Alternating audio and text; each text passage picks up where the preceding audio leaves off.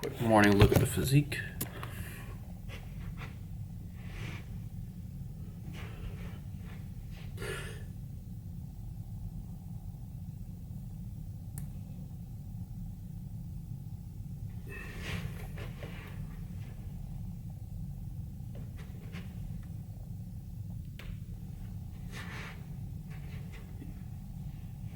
Cool.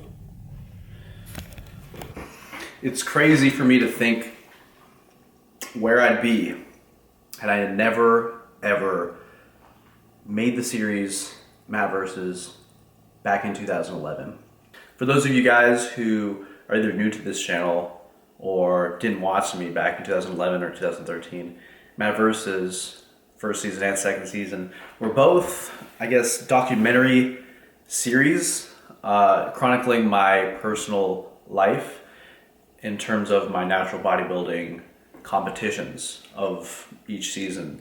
In both seasons, I go over my training, my diet, macronutrients. I talk really in depth on how to train, how to play with your nutrition, get results. I showed everyone firsthand, how to do this stuff, cardio. And overall, it was very life-changing to me because through just filming myself, I think a lot of people all over the world just kind of started to grasp just some of the techniques that I was using on myself. And that gave a lot back to me in ways I can't even describe, and really changed my life more than I may have even helped others, which is crazy. It's this really awesome, mutually beneficial thing that I'm extremely grateful for. So without having done that, Matt versus season 1, Matt versus season 2, to be honest, I'd probably be working at Costco right now. Not that that's a bad thing. With my brothers. Definitely wouldn't be, I guess, in this industry had I never uploaded that first video and started that series that quite literally changed my life.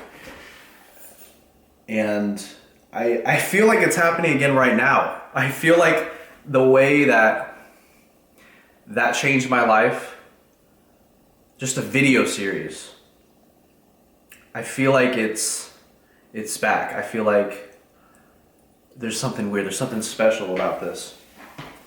Guys, I am officially telling you right now that 2016 is going to be a competitive bodybuilding year for me.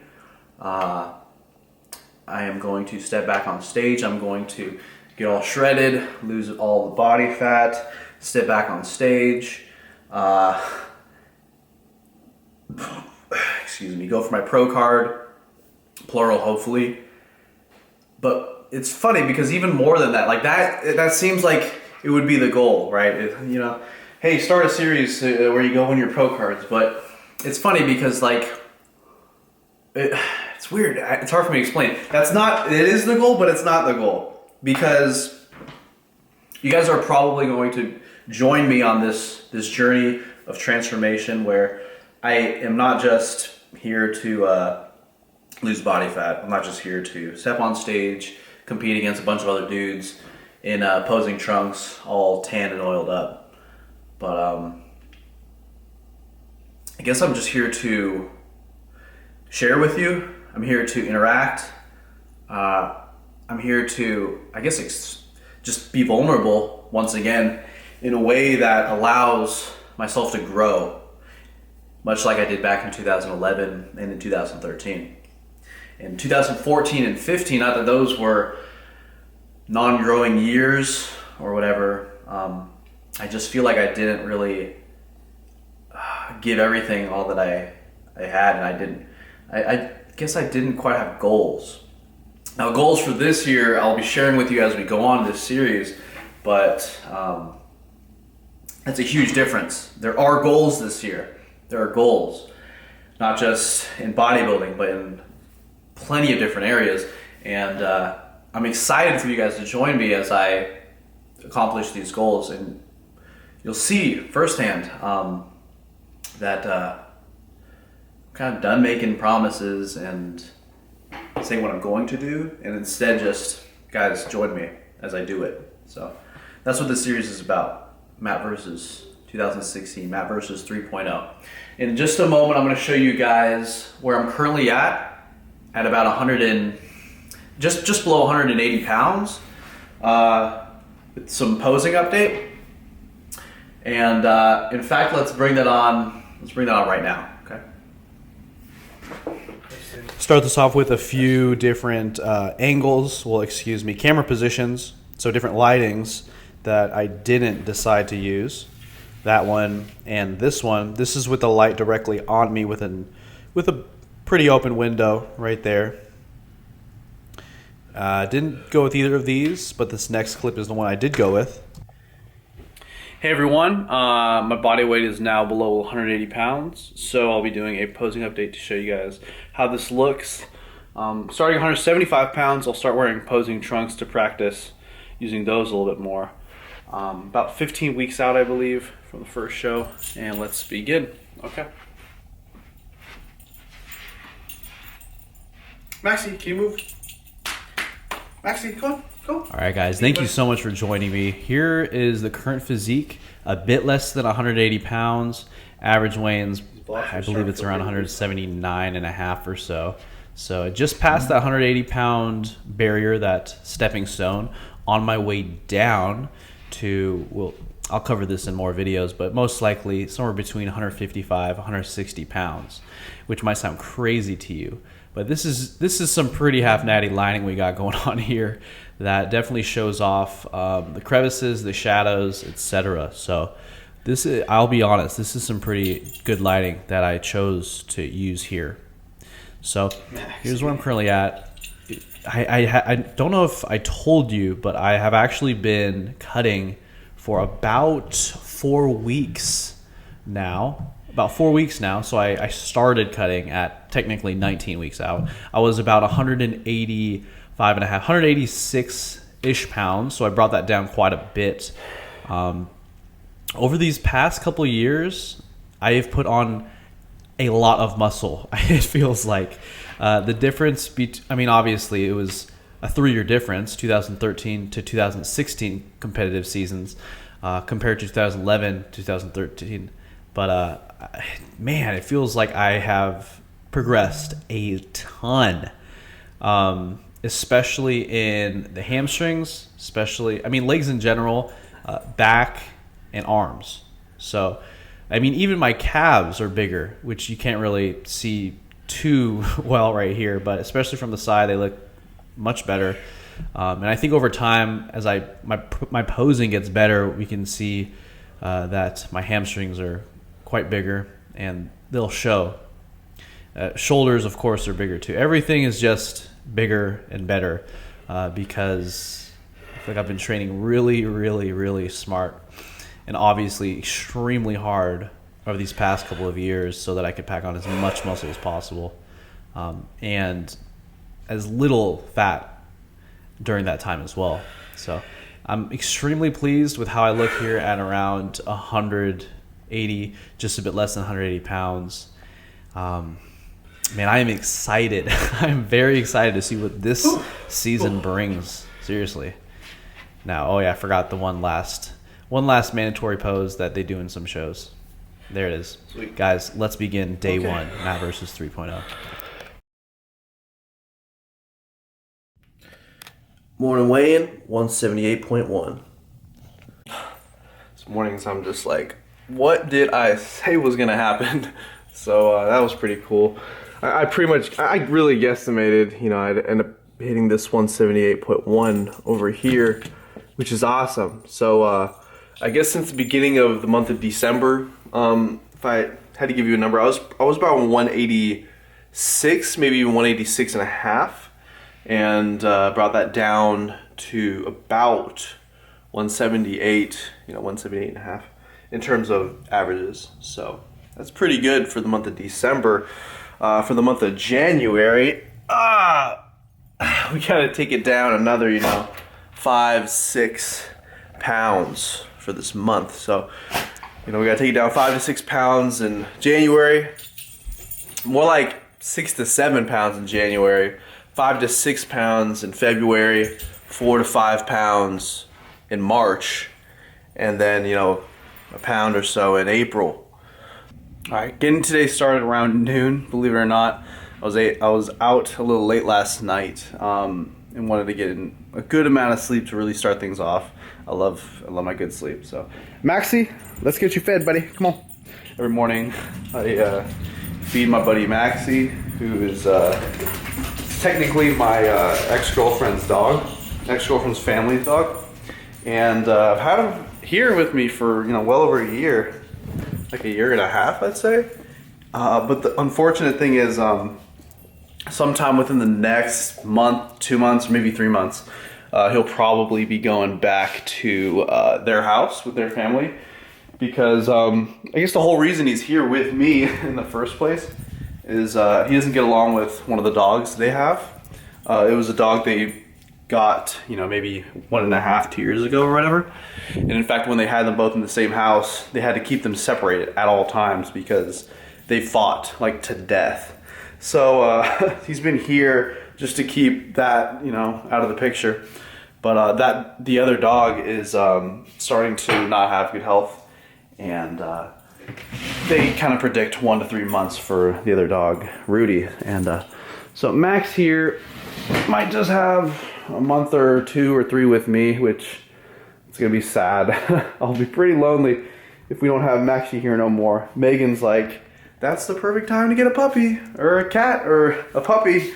And I'm like, yeah, we'll see about that. Every morning, yeah, feed my buddy. He has his, we call it cereal. Scoop and a half of his fishy smelling food. Hey, buddy. And we add a little bit of water, because that's how he best eats his food for whatever reason. So, all right, Maxie, that's my little morning routine. Feed the buddy. There you go. Gonna go with a quick breakfast this morning, so I'm just gonna blend a bunch of stuff.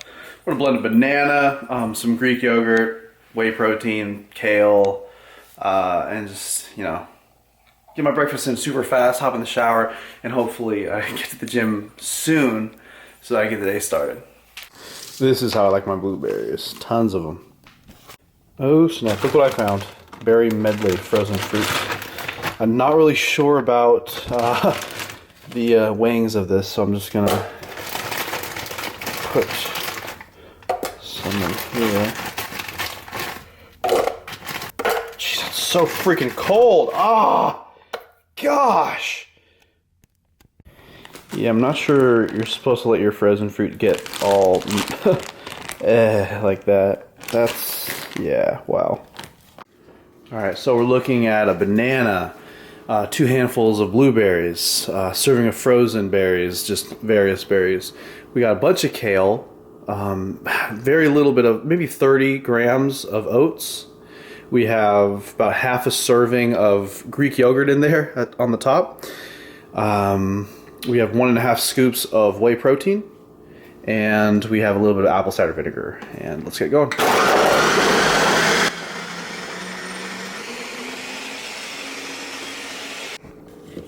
All right. Okay, that is way too thick. I need to add more water. Crap. Okay, cool. Now that's a little bit better. There we go. And I'm gonna load this up.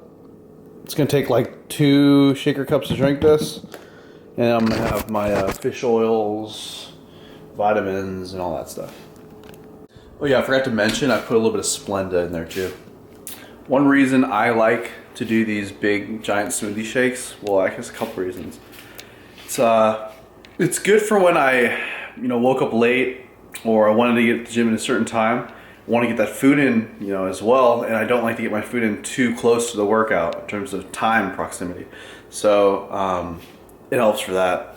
But also because I have a horrible tendency to, when I, even sometimes breakfast, to just take way too long eating, because I eat really slowly. It's been something that has been kind of ingrained into me since I was a kid.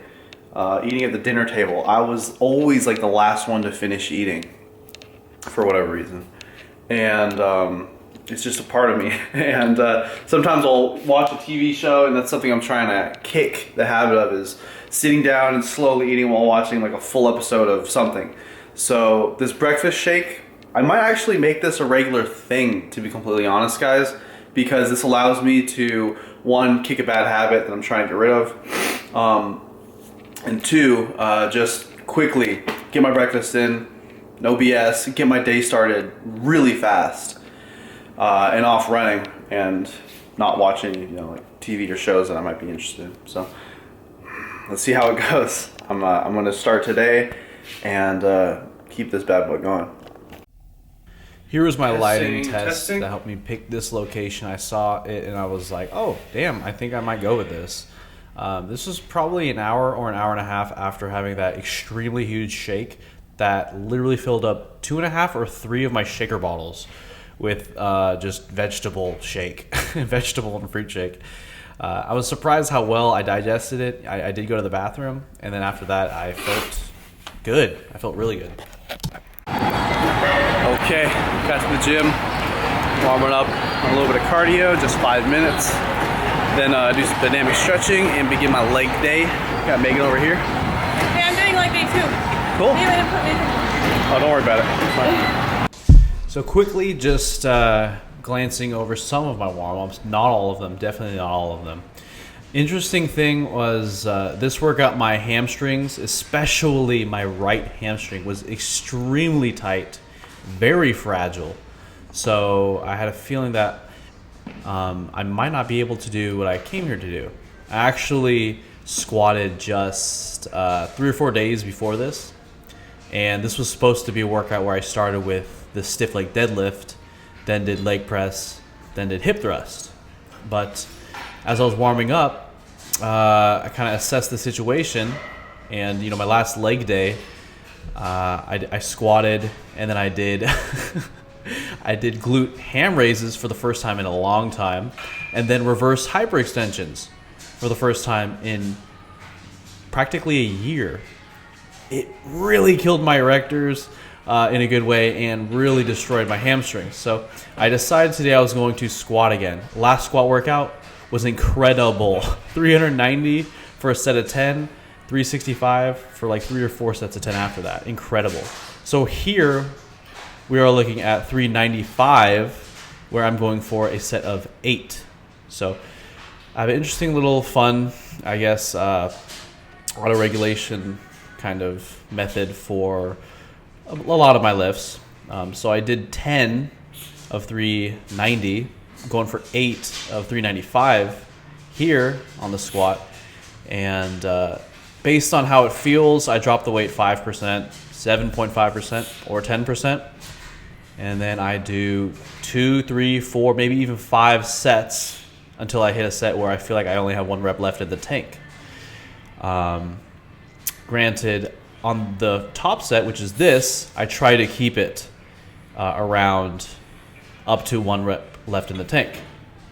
RPE 9 or 1. What's the other acronym? I just forgot it off the top of my head. But meaning 1 rep left in the tank. 1 in the tank. So it's a give and a take. Like if I ended up doing 9, I would have probably had to drop the weight 7.5% or maybe even 10%. And then if I had done 10 here, it would have been a complete destroyer, and I probably would have definitely had to drop the weight 10%. This felt great, felt easy. I even paused in the last rep, so I dropped the weight 5% down to 375. So this is a little bit heavier than my last time squatting's back off sets. This is 10 pounds heavier with the 5 pound heavier first set or other top set. Just kind of a way of doing things. I tried doing keeping my gaze a little more forward and not so much up, and it caused a little bit of balance issue on a couple of the reps. I ended up going a little too forward, a little bit of my weight was too much forward, But it actually, and overall, it felt really good. Felt fine. I have a very upright way of high bar squatting, as you guys can see. I break at the knees first. I guess you could say my stance is a bit narrow compared to most people's. My feet flare is pretty straightforward for the most part. And that's just how I like to squat, guys. It's been working pretty well for me. I like it. It's fun. And it feels good. It feels right. Here's my second back off set. And I actually capped it at this.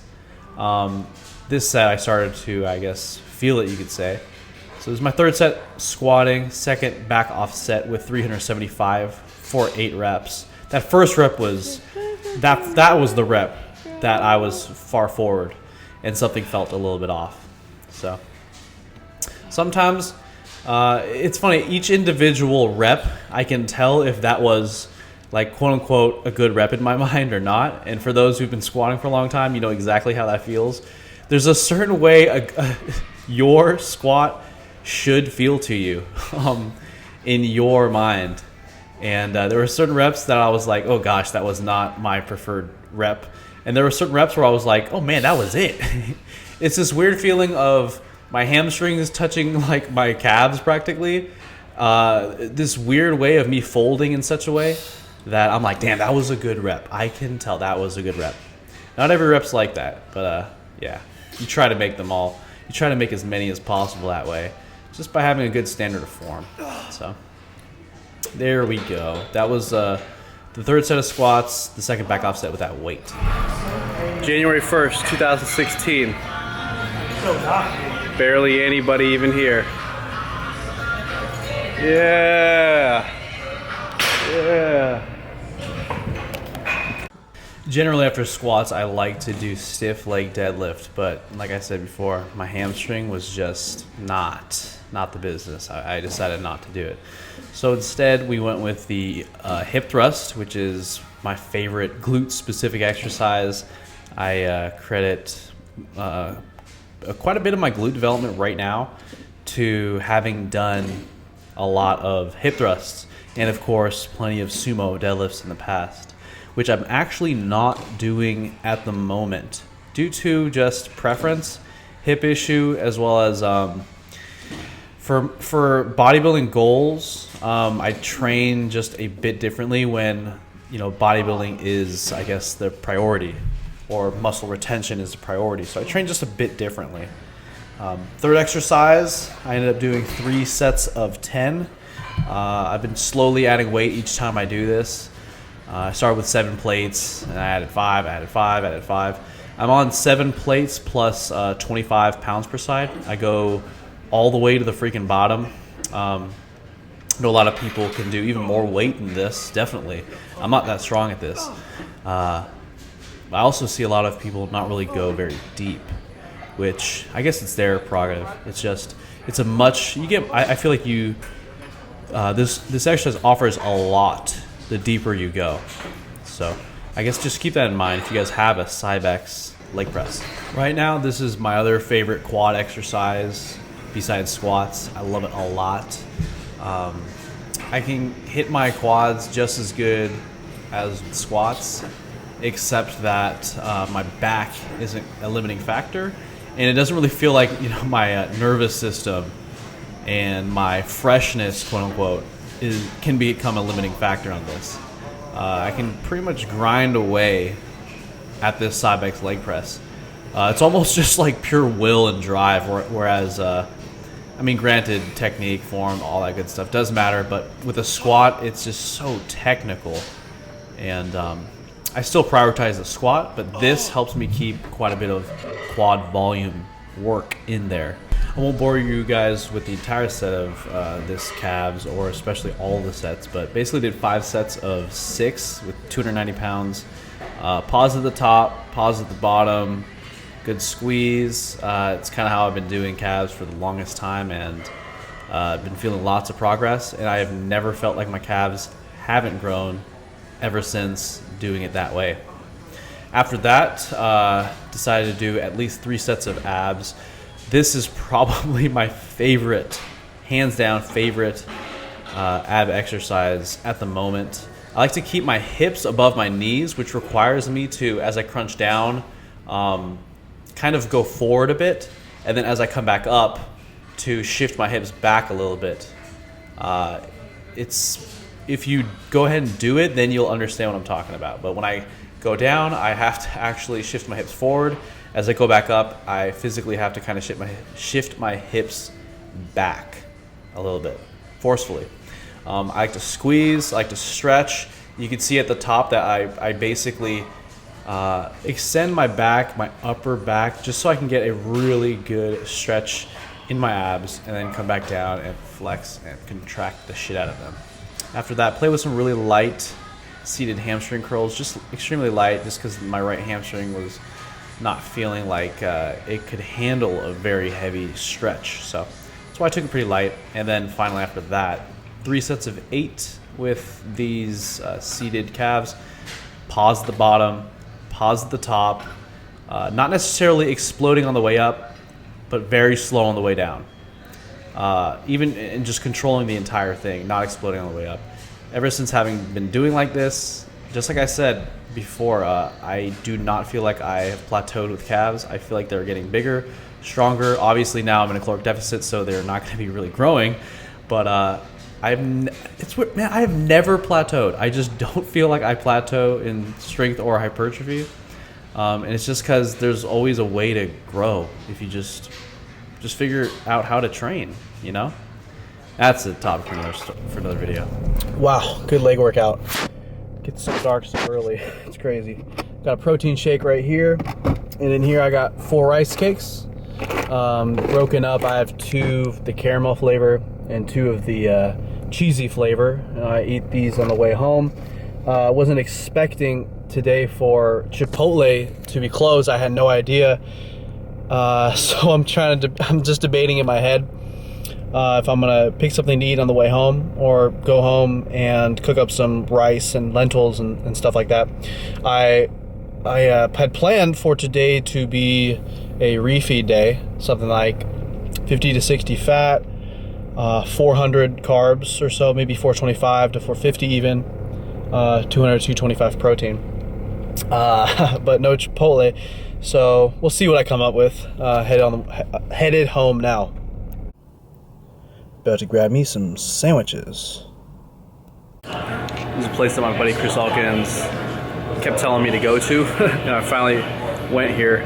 In fact, I'm actually looking at a website called macroexperiment.com because I googled up macro fast food, and then this website popped up, and actually it mentions Chris Elkins. It's like, special thanks to Chris Elkins for contributing to this list. So I ordered the first 3 subs, or the first 3 like mini subs that was on this list. I'll show it to you real quick. Alright, this kinda... Okay, so I got the first 3 for a total of just less than 1,200 calories though. I'll probably round it to about 1,200 calories just for, you know, error and mismeasurement and whatnot. So that's probably how I'll finish that off. This is a little restaurant here in Roseville on the border of Rockland called Firehouse Subs, and trying it out for the first time. The main reason I'm here is because Chipotle was closed, like I said, and I hadn't prepared my post-workout meal before I left to the gym, which I usually do if I'm not going to have Chipotle. Alright guys, we're going to have a little bit of taste testing right here with these Firehouse sandwiches. I got 3 of them. Total macros, I'm looking at roughly 30 grams of fat, 150 carbs, and about 100-ish grams of protein. Starting off with, not really sure which one this is. We'll figure this out as we go. This is the Captain Sorensen's Dattel Pepper Grilled Chicken Sub without mayonnaise. Alright guys, this one's called a Hook and Ladder, and these are all from Firehouse Subs. It's got like ham and turkey, a really light but creamy sauce, onion, tomato, lettuce, like a light honey mustard sauce on it. high quality. Honey mustard is good. Wow. Thank you for the recommendation, Chris. That was pretty good. Last but not least, guys, we have the sriracha beef sub, no mayo. I'm wondering if this is really like missing the mayo and the mayo helps it. Because this one's kind of plain, to be honest. Note to self, next time just get the full size subs because these small ones are almost as expensive and they're half the size. I ended up spending 20 bucks on these damn things. So yeah, remember that next time, Matt. So I have kind of determined that I need to get in about 200 carbs.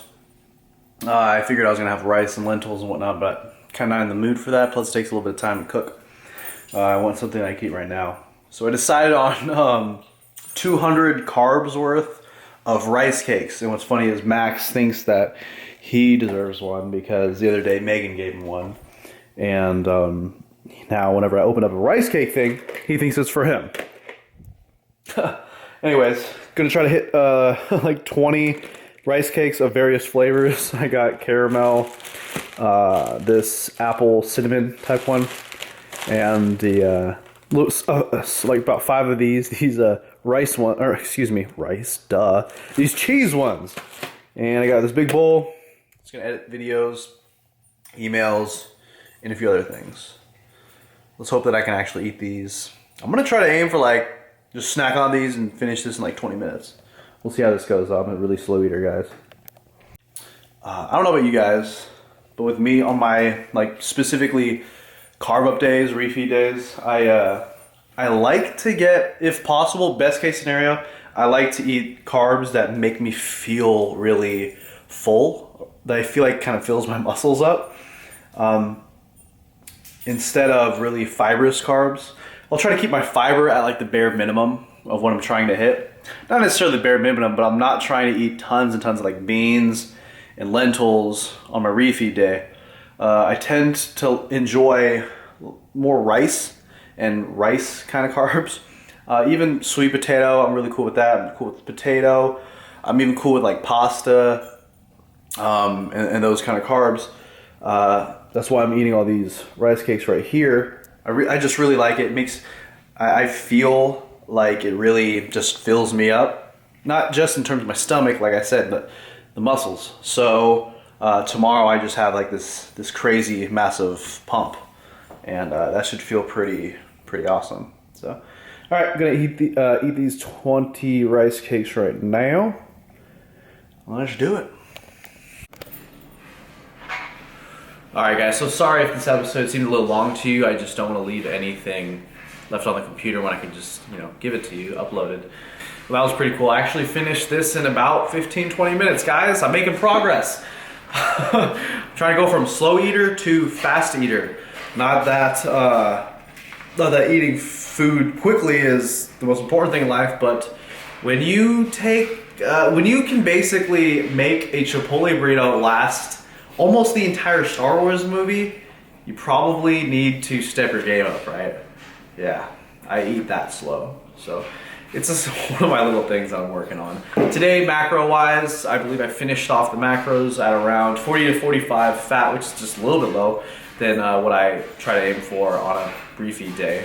That's including the fish oil that I have with breakfast. 450 carbs today, about 215-ish protein, which is in my range of 200 to 225 that I usually try to aim for. So that's cool on a refeed. Other days, 225 protein is basically where I go, and that's pretty much been my protein goal for the last like 5 years.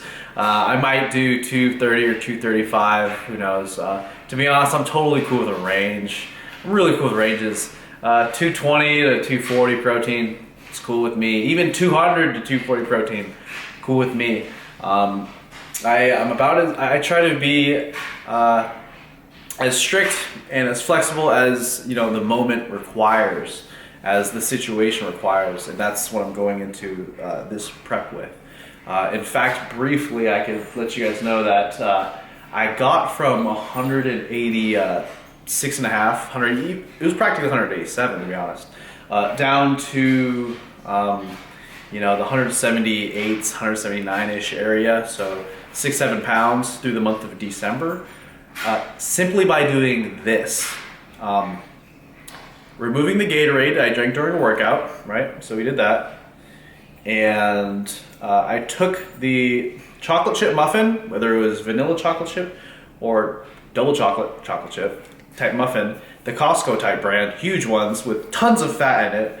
I replaced that with rice cakes, 4 rice cakes, which comes out to 45 to 50 grams of carbs and no fat and just like trace protein. So just by removing the Gatorade and just by taking, that muffin out, it started the fat loss, like boom. And then the next step was basically to stop putting cheese in my double wrap Chipotle burritos. Boom. For the month of December, basically what I did was my split was lower, upper, off, repeat, lower, upper, off, repeat in terms of my workout split. My food corresponded like this. On lower day, I would have high food, I'd call it, where I'd have a double wrapped Chipotle burrito. On a low day, I had a burrito bowl, which was my upper body day, and then on my off day, I had a medium day, which was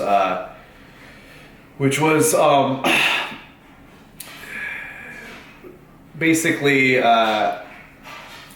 between the high and the low day, whether I had a Chipotle burrito or not. So it was pretty simple for me to get down from 186, 187 down below to 180. Like I said, for me personally, it's about adherence. It's about an appropriate method to the goal at hand. And, come time when it's necessary, I'm going to do what is necessary to reach the goal. So I hope that makes sense. Guys, this is the introductory episode to Matt vs. 3.0, and I hope you enjoy it. I hope you enjoy this entire series. I know that I will. I'm really going to enjoy it. Sorry this video is getting pretty damn long, but I think, like I said, the whole idea of this series is just to talk, to share. Might sound funny, but it really helps me just to talk to you guys. So I appreciate you, and I thank you for that. And hopefully along the line, for those of you guys who are going through your journeys, through whatever it may be, fitness, just trying to lose a ton of weight, or getting into the gym for the first time, as it's now January 1st, 2016. Maybe you have new goals, resolution, just something going on. Hope this series perhaps motivates you, perhaps teaches you. I definitely think you will learn a thing or two about training, nutrition, cardio, and of course lifestyle and adherence and having fun. So thank you. I appreciate you. In advance, I thank you guys for this series. I'm going to love Matt vs. 3.0. Guys, I hope you love it just as much as me. See you in the next one.